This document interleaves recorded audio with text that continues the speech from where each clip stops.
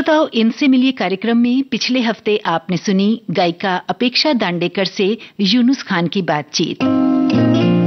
Sometimes in life it happens, friendship has turned to love, always take away my sorrow, in you I trust। उसी बातचीत को बढ़ाते हैं आगे और आज आपको सुनवाते हैं उस बातचीत का दूसरा भाग। बहुत बहुत स्वागत है अपेक्षा जी आपका। नमस्ते।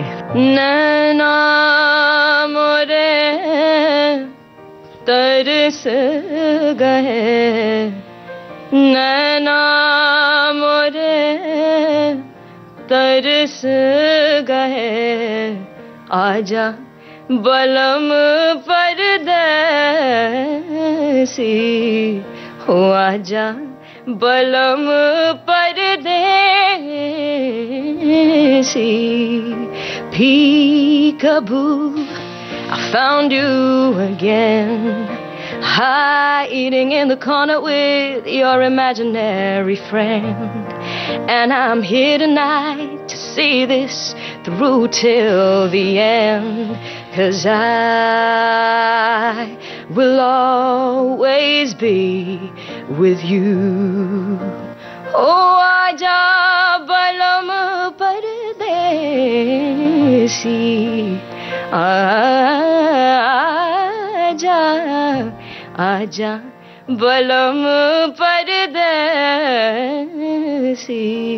क्या बात है, बहुत बेहतरीन फ्यूजन ये लगा हमको सुनने में। और क्योंकि वो जो सीरीज जिसका आपने जिक्र किया उसकी शैली ये है कि उसमें दो अलग अलग म्यूजिक की धाराओं को एक दूसरे में फ्यूज करके एक नया रूप दिया जाता है। और हमने जब कोलैबोरेशन किया तो बहुत अच्छा लगा उसके साथ काम करने। जरा लाइव शोज के बारे में बताइए कि वो किस तरह से आपने किए हैं और क्या रिस्पांस रहा है उनका। फिल्म के गाने गाते हैं तो बहुत अलग तरीके के लाइव शोज होते हैं, कभी कभी टिकेटेड इवेंट्स होते हैं या प्राइवेट इवेंट्स भी करने पड़ते हैं, तो हर एक शो में एक अलग रिक्वायरमेंट होती है। अगर ऑडियंस एंजॉय कर रही है तो फिर हम खुद एंजॉय करते हैं स्टेज पे। रिसेंटली मैंने शान के साथ एक शो था तो उसमें मैं गा रही थी 2-3 गाने और वो बहुत अच्छा लगा मुझे। पूरा दौर था जब एल्बम्स रिलीज किए जाते थे, लोग एल्बम्स जाके मार्केट में खरीदा करते थे, वो दौर बीत गया और सिंगल्स का दौर है जो सिंगल्स इंटरनेट पर रिलीज किए जाते हैं और लोग उसको मुफ्त में सुनते और एंजॉय करते हैं। आप इस बारे में क्या फील करती हैं, ये ठीक है या कुछ गलत है? मुझे लगता है संगीत में से सही या गलत हम नहीं बोल सकते हैं, लोगों के अलग अलग लाइकिंग होते हैं। पर हाँ, ये बात सही है कि अब YouTube और इंटरनेट जो है उसका टाइम है, बहुत ज्यादा लोग सुन सकते हैं हमें, रीच बढ़ गई। हाँ, रीच बहुत बढ़ गई है और शायद बहुत सी गाने फ्री में भी मिलते हैं ऑनलाइन, तो इसके वजह से बहुत ज्यादा लोग सुन रहे हैं, डाउनलोड कर रहे हैं। ये सही बात हो सकती है संगीत के लिए। आई थिंक मेरा एक दोस्त है इश्क बेक्टर नाम का, वो हमेशा बोलता है कि मेरे जो गाने हैं वो फ्री में डालो इंटरनेट पे, कोई बात नहीं, लोग सुनेंगे, उनको अच्छा लगेगा, बस ये चाहता हूं मैं। क्योंकि उसको लगता है कि संगीत प्यार जैसा होना चाहिए, मतलब यूट्यूब पे डाल के लोगों के चेहरे भी दिख जाते हैं। क्या होता था कि बहुत से मॉडल्स आते थे वीडियोस में या जो सिंगर है उनका पता ही नहीं होता था, मतलब जैसे वो दिखते हैं। तो अब the singer can be in the forefront as well, अगर उनको ऐसे करना है तो। So it gives everyone an opportunity. बिल्कुल। अब मुझे ये बताइए कि म्यूजिक के अलावा और क्या चल रहा होता है जिंदगी में? म्यूजिक के अलावा टाइम भी मिलता है तो फिर थोड़ा बहुत मैंने एक्टिंग भी किया है, इंग्लिश थिएटर किया है, तो वो भी मैं एक्चुअली करना चाहूंगी और करना चाहूंगी। पर क्या होता है उसके लिए बहुत रिहर्सल्स होते हैं और बहुत टाइम देना पड़ता है उसके लिए, और वो हमेशा नहीं होता है मेरे पास। मुंबई ऐसी जगह है या इंडिया ऐसी जगह है कि अपॉर्चुनिटीज जब आते हैं तो बहुत से रास्ते खुल जाते हैं लोगों के लिए, तो वो लिमिटेड नहीं हो जाते हैं एक ही चीज में। स्पेशली हमारे इंडस्ट्री में अगर आपको गाना है, अगर आपको एक्टिंग करना है, डांस सीखना है, जो भी है आप कर सकते हो और एक ऑलराउंडर बन सकते हो। तो अगर मेरे पास कोई ऐसे अपॉर्चुनिटीज आए, I would love to.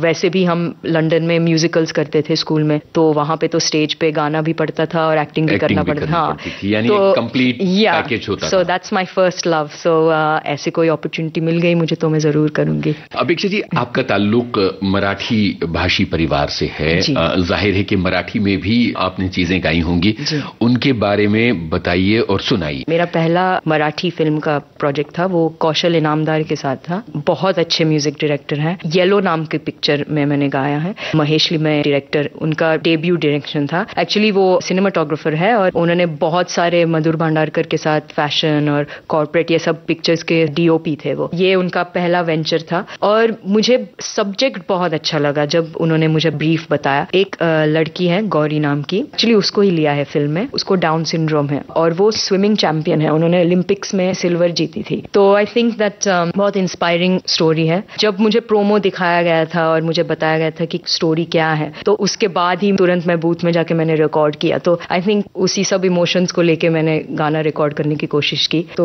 2 line जरूर। सर्वाहुन या अगदी स्पेशल आहे माझ्यासाठी,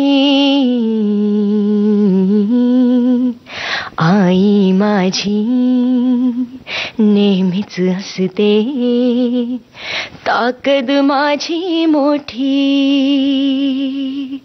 धमाल मस्ती मध्ये माझ्या असतो ज्याचा वाटा, स्पेशल माझा मामा होतो माझ्यासाठी छोटा.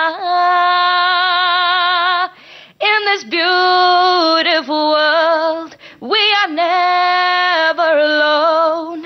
In this beautiful world we are never alone. यानी यहाँ पर भी 2 भाषाएं एक दूसरे से जुड़ रही हैं। जी। अच्छा, मराठी में कुछ और भी गाया है आपने? जी, मराठी में एक और आइटम नंबर बोल सकते हैं। अच्छा। टाइम पास 2 के हुक लाइन गाती हूँ। मदन पिचकारी अंगास लागे भारी, मदन पिचकारी अंगास लागे भारी, मदन पिचकारी।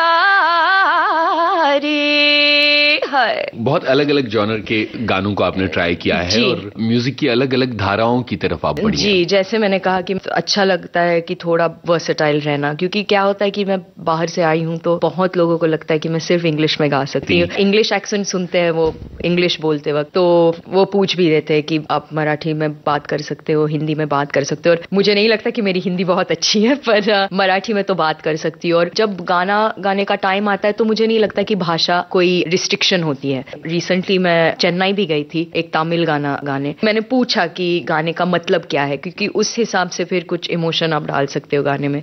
तो एक सिंपल सा लव सॉन्ग ही था और वो था एक वेस्टर्न स्टाइल में, पर सब लिरिक्स तमिल में थे, कुछ भी इंग्लिश में नहीं था। वो भी एक चैलेंज था, वो भी बहुत अच्छा लगा। तो जब लोग पूछते हैं कि कौन से भाषा में आप गा सकते हो, तो मैं बोलती हूँ कि आप मुझे लिरिक्स दो, मुझे प्रोनाउंसिएशन बताना और बस मैं कोशिश करूंगी, मुझे उसका मतलब समझाना और फिर मैं कोशिश करूंगी गाने का। मुझे नहीं लगता कि संगीत में कोई ऐसे बाउंड्रीज होते हैं। संगीत की कोई जबान, कोई सरहद, कोई मजहब नहीं होता। अपेक्षा जी, ये बताइए कि चूंकि परवरिश लंदन में हुई है तो जाहिर है कि एक इन्फ्लुएंस जो है वो वेस्टर्न म्यूजिक का रहा होगा। जाहिर है कि सीखने का मौका, लोगों को सुनने का मौका मिलता रहा होगा। तो वो कौन से आर्टिस्ट हैं जिनका असर आपके ऊपर पड़ा है वेस्ट के? और उसके बाद फिर हम अपने घर हिंदुस्तान के आर्टिस्ट की भी बात करते हैं। बहुत है ऐसे, एक किसी का नाम नहीं ले सकती मैं, पर जो बहुत बड़े बड़े सिंगर्स है, व्हिटनी ह्यूस्टन, सेलिन डियोन, इनको मैं बचपन से सुनती आई हूँ। एक और है लॉरेन हिल नाम की, जो ज्यादा लोग शायद यहाँ पे नहीं जानेंगे, पर बहुत ही कमाल की आर्टिस्ट है। और उनको सुन के तो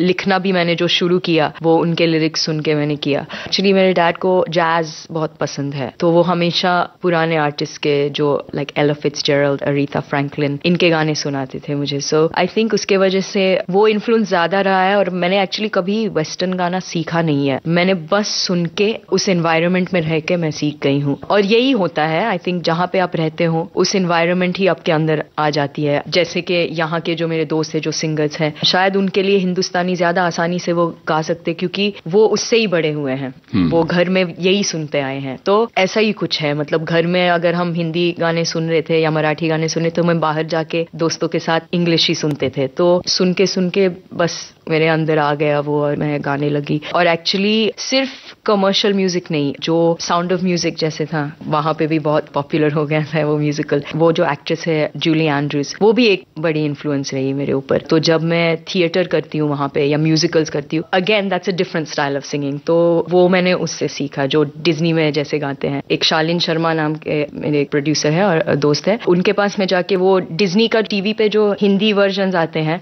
उसके लिए भी मैंने डबिंग की है। तो हमने स्लीपिंग ब्यूटी किया था, सिंड्रेला किया था, तो सब उनके आवाज मैंने हिंदी में सब डब किए थे गाने। तो that's again a totally different style of singing. So शायद मिमिक्री होगी, शायद पता नहीं कैसे मेरे अंदर आ गया ये सब, पर मैं बस कोशिश करती हूँ एंड पीपल लाइक इट। अब ये बताइए कि हिंदुस्तान के कौन से ऐसे कलाकार रहे हैं जिनका असर रहा है, जिनको आप फॉलो करती रही हैं या जिनके जैसा गाने की कोशिश रही है? इन्फ्लुएंस वाइज अगर मैं वर्सिटिलिटी की बात करूंगी तो आशा भोसले का बहुत ही इन्फ्लुएंस रहा, क्योंकि मैं बचपन से उनको सुनती आई हूँ और आई थिंक मैंने हमेशा सुना है कि उनके गाने में कुछ अलग फ्लेवर होता है एंड मैं वो चीज हमेशा एडमायर करती थी। और फिर उसके बाद तो अगेन वेरी डिफिकल्ट किसी एक का नाम लेना, पर मुझे हरिहरन जी भी बहुत पसंद है, बहुत ही अच्छा लगता है मुझे उनका आवाज। और अभी अगर मैं बोलूंगी जो मेरे कंटेम्प्रेरीज है तो वर्सेटिलिटी में अरिजीत सिंह बहुत ही अच्छा गाते हैं और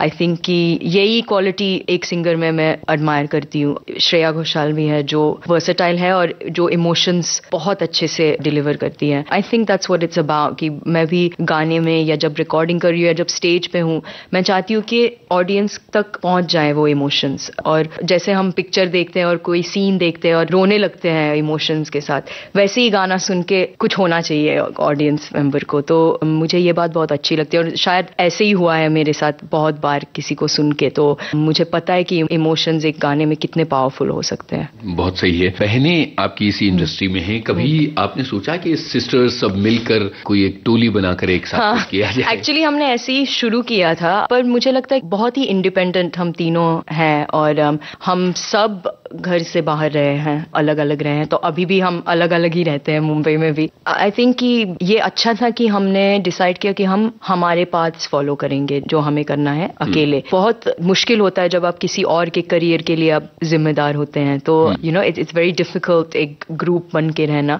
but I think that now वो दोनों बहुत अच्छे कर रहे हैं और वो भी कभी कभी शोज करते हैं, गाना गाते हैं और अच्छा हुआ एक्चुअली कि हमने वो एक्सपीरियंस किया एक साथ भी गाना और अब अलग अलग करियर्स हम कर रहे हैं, तो बहुत अच्छा लगता है मुझे।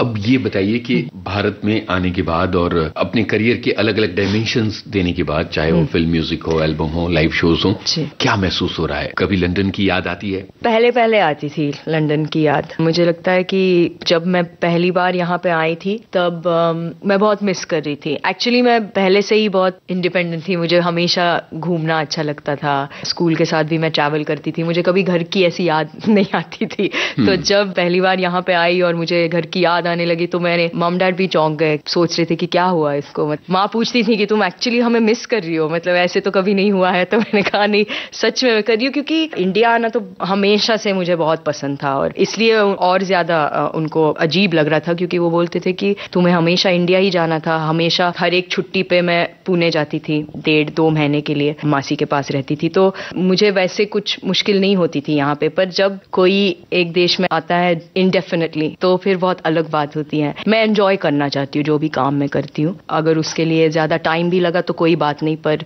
अपने तरीके से और एंजॉयमेंट के साथ मैं करना चाहती हूँ। अब ये बताइए कि आगे के लिए क्या सोच रखा है, क्या प्लान्स हैं? वैसे डबिंग्स होते रहते हैं पिक्चर के लिए, अब तो बहुत ज्यादा कंपटीशन हो गया है, बहुत अच्छे टैलेंटेड सिंगर्स आ रहे हैं शहर में, तो कभी कभी 10 लोग एक गाने को रिकॉर्ड करते हैं और फिर वो चूज करते हैं कि कौन गाएगा गाना। तो मुश्किल भी बढ़ गई है पर अपॉर्चुनिटीज भी बढ़ गए हैं, ऐसे बोल सकते हैं। आई थिंक यही करूंगी, मैं शोज करते रहूंगी, फिल्मों के लिए ट्राई करती रहूंगी और जैसे मैंने कहा अगर कोई और अपॉर्चुनिटीज भी आए इसी इंडस्ट्री में पर अलग अलग काम करने के लिए, तो वो भी अगर मुझे लगा कि अच्छा काम है और मैं कर सकती हूँ तो मैं वो भी करूंगी। होपफुली मैं यहाँ पे वापस आऊंगी कभी एक दिन गाने के साथ। बिल्कुल, जरूर। अपेक्षा, बहुत अच्छा लगा विविध भारती के लिए आपने वक्त निकाला और हमसे इतनी सारी बातें शेयर की। इनसे मिलिए कार्यक्रम में अभी आप सुन रहे थे गायिका अपेक्षा दांडेकर से यूनुस खान की बातचीत का दूसरा भाग।